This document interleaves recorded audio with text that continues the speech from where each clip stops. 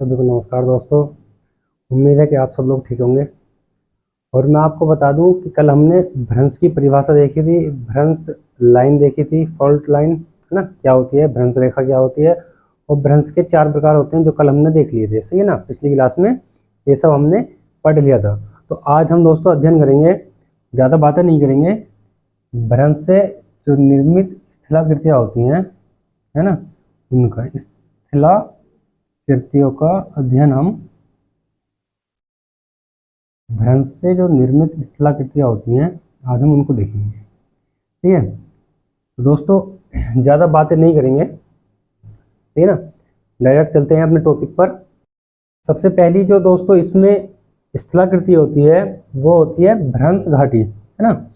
तो पहली स्थलाकृति होती है इसमें भ्रंश घाटी, इसे इंग्लिश में कहते हैं रिफ्ट वैली।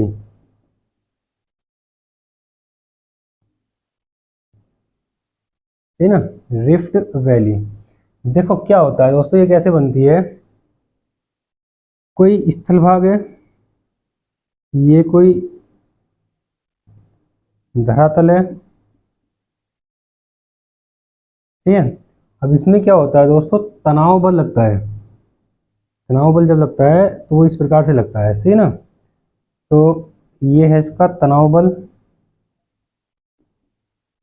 जब इसमें दोस्तों तनाव बल लगता है तो क्या होता है, इसका जो ये बीच वाला भाग होता है, ठीक है ना, ये बीच वाला भाग होता है, इस प्रकार से नीचे धंस जाता है, ठीक है।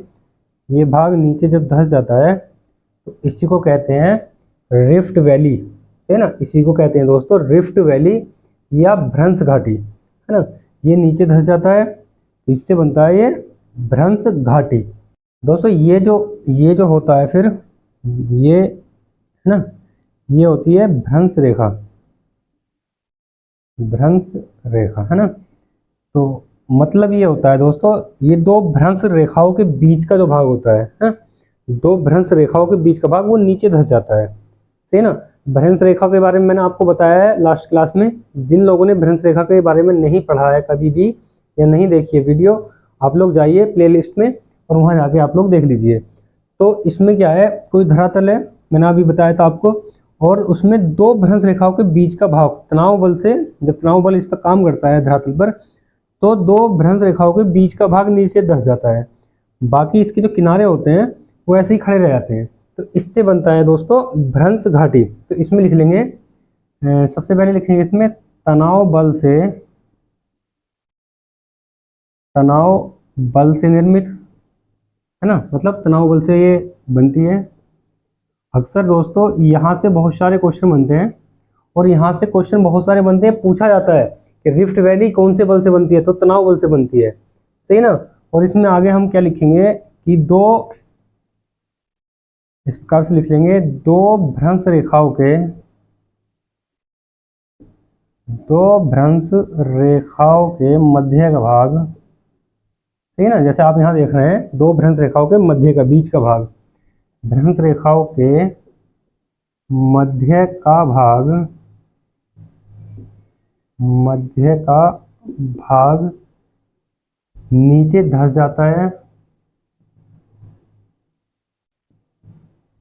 नीचे धंस जाता है, नीचे धंस जाता है, तथा किनारे या साइडों वाला भाग, है ना, तथा किनारे यथावत रह जाते हैं। यथावत का मतलब वहीं रह जाते हैं, है ना, यथावत रहते हैं। इसी को दोस्तों भ्रंश घाटी कहते हैं, सही है ना, रिफ्ट वैली कहते हैं। ये जो इसके भाग हैं ये वाले हैं, ये हैं यथावत, मतलब ये वहीं पर है, इन पर कोई भी प्रभाव नहीं पड़ा है किसी भी बल का, यानी कि तनाव बल का, सही है। ये वाला और ये वाला, ये दोनों क्या हैं, यथावत अपनी जगह पर स्थिर है, सही है। और क्या है दोस्तों, और आगे लिखेंगे ये, यानी कि ये का मतलब भ्रंश घाटी, है ना, ये लंबी गहरी तथा सक्रिय होती हैं, तथा सक्रिय होती हैं। और क्या है दोस्तों इसमें, इन्हें जर्मनी भाषा में, हाँ लिखेंगे कि इन्हें जर्मनी भाषा में, इन्हें जर्मनी भाषा में या जर्मनी में, सही ना, इन्हें जर्मनी भाषा में या जर्मनी में ग्रावेन कहते हैं, ग्रावेन कहते हैं, है ना। इन्हें जर्मन में ग्रावेन कहते हैं, सही है दोस्तों। अक्सर यहाँ से बहुत सारे क्वेश्चन बनते हैं। आपको ये वीडियो जो अच्छी कोचिंग वाले हैं, बहुत पैसा लेके कोचिंग कराते हैं, बहुत मुश्किल से कराते हैं वो लोग भी, और आपको यहाँ पर फ्री में मिल रहा है, तो क्लास को अपने सभी दोस्तों को शेयर कर दें और हमारे चैनल को सब्सक्राइब जरूर कर लें, जिससे आने वाली वीडियो का नोटिफिकेशन आप लोगों को टाइम पर मिलता रहे, सही है। तो इन्हें जर्मनी भाषा में ग्रावेन कहते हैं।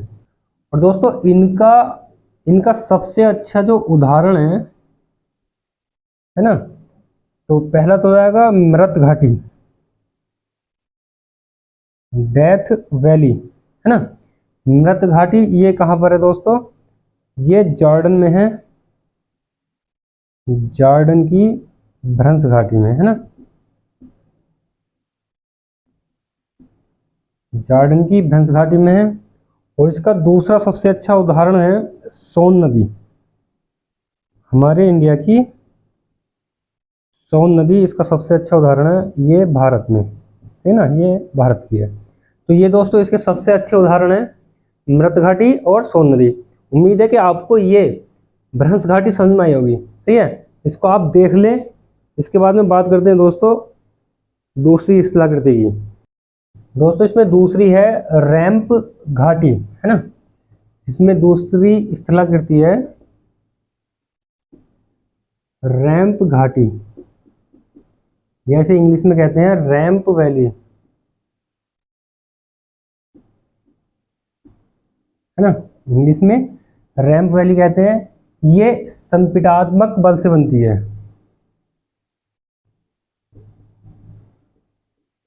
ये संपीड़ात्मक बल से बनती है।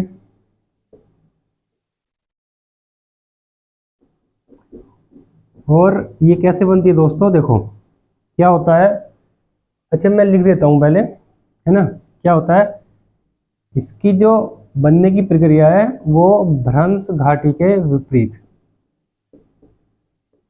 भ्रंश घाटी के विपरीत बनती है।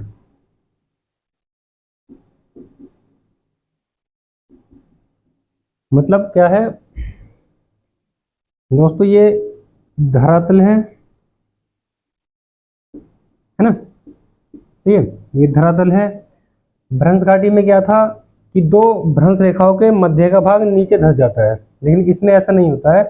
इसमें जब संपीड़ात्मक बल कार्य करता है ना, जब संपीड़ात्मक बल कार्य करता है तो इसमें क्या होता है कि ये भाग तो अपनी जगह पर स्थिर रह जाता है, बीच का भाग, दो भ्रंश रेखाओं के मध्य का भाग अपनी जगह स्थिर रह जाता है, लेकिन ये साइड वाला जो भाग होता है, इसके किनारों वाला भाग, ये ऊपर उठ जाता है, सही है, ये ऊपर उठ जाता है और ये भाग जो है अपना वहीं पर यथावत रह जाता है। तो है ना, उसके विपरीत इसमें संपीड़ात्मक बल कार्य करता है। तो दोस्तों इसको हम कैसे लिखेंगे, देखो इसमें लिख लेंगे कि दो भ्रंश रेखा दोस्तों ये हो जाएंगी ना, मैंने आपको बताया था, है ना, आप लोग देख लेंगे, भ्रंश रेखाएं ये हो जाएंगी। तो दो, इसको लिखेंगे हम दोस्तों किस प्रकार से लिखेंगे, यहाँ लिख लेते हैं, लिख लेंगे दो भ्रंश रेखाओं के, दो भ्रंश रेखाओं के मध्य की चट्टानें,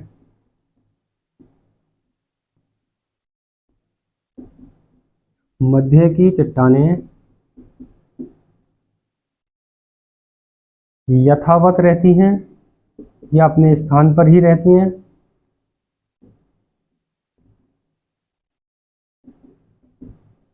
किंतु किनारे वाले भाग, किंतु किनारे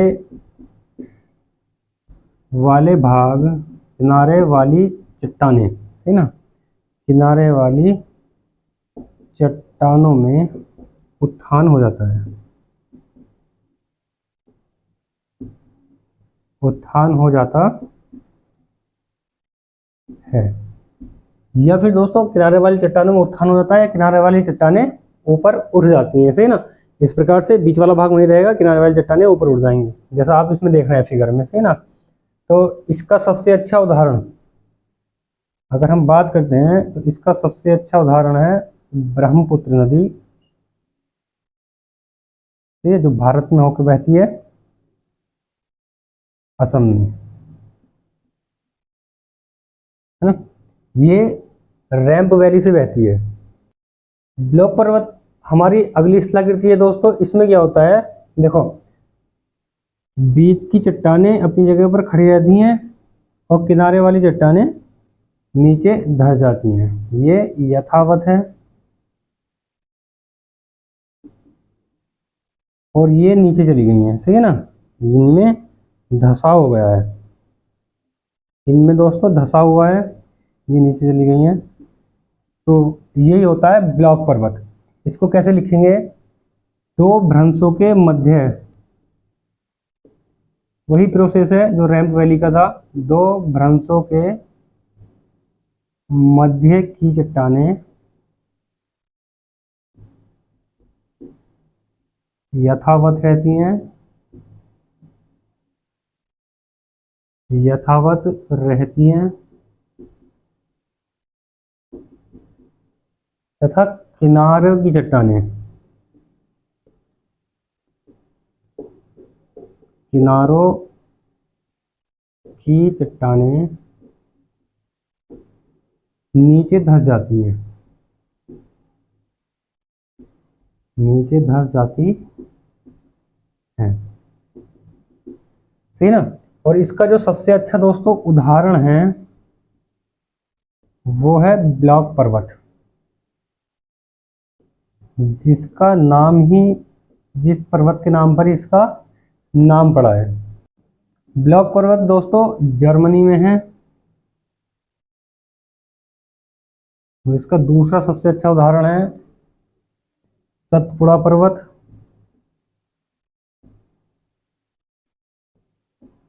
ये कहाँ है, भारत में, है ना।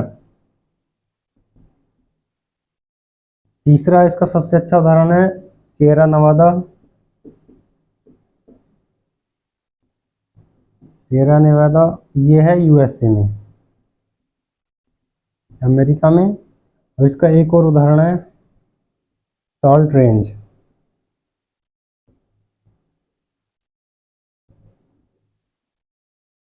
यह है दोस्तों पाकिस्तान में, सही है ना। आप लोग इसको भी देख लें, इसके बाद में लास्ट की स्थलाकृति बचती है, चौथी स्थलाकृति है दोस्तों हमारी हॉर्स पर्वत, है ना। चौथी जो हमारी स्थलाकृति होगी वो होगी दोस्तों हॉर्स पर्वत,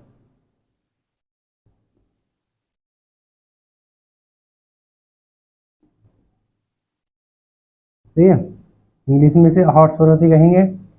इसमें क्या होता है दोस्तों, साइडों के भाग ये अपनी जगह पर रहते हैं और इसमें नीचे धसाव हो जाता है ना। इसमें धसाव हो गया है और ये साइडों वाले भाग अपनी जगह पर ये यथावत है,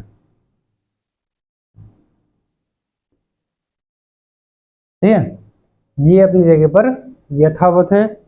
तो इसको लिख लेंगे, इसका जो निर्माण है ब्लॉक पर्वत के विपरीत दिशा में, ब्लॉक पर्वत के विपरीत प्रक्रिया से, विपरीत प्रक्रिया से होता है, सही है। और इसमें क्या होता है दोस्तों, इसमें क्या होता है, किनारों के भाग, किनारों के भाग यथावत रहते हैं, अपनी जगह पर रहते हैं ना, यथावत रहते हैं, किंतु दो भ्रंशों के मध्य का भाग, दो भ्रंश लाइनों के या भ्रंशों के मध्य का भाग नीचे धंस जाता है, नीचे धंस जाता है। ठीक है, नीचे धंस जाता है। और दोस्तों इसका सबसे अच्छा उदाहरण है, इसका सबसे अच्छा उदाहरण है हॉर्स पर्वत, जिसके नाम पर इसका नाम पड़ा है। ये कहाँ पर है? जर्मन में, यानी कि जर्मनी में। ठीक है, तो दोस्तों आज हमने क्या देखा है? भ्रंश यानी कि फॉल्ट से निर्मित स्थलाकृतियाँ जो 4 प्रकार की थी, हमने चारों का अध्ययन कर लिया है, समझाने की कोशिश की है। उम्मीद है कि आपकी समझ में आया होगा। अगर समझ में नहीं आया है तो ये हमारा कॉन्टैक्ट नंबर है, साफ करके लिख देता हूँ। ये हमारा कॉन्टैक्ट नंबर है, ठीक है। आप इस पर व्हाट्सअप कर सकते हैं हमें, आप इस पर हमें व्हाट्सअप कर सकते हैं। जो समझ में नहीं आया है मैं आपको दोबारा समझाने की कोशिश करूँगा और अच्छे से समझाने की कोशिश करूँगा। तो दोस्तों आज की क्लास को हम यहीं रखते हैं। अगली क्लास में हम एक नए टॉपिक के साथ में मुलाकात करेंगे। धन्यवाद।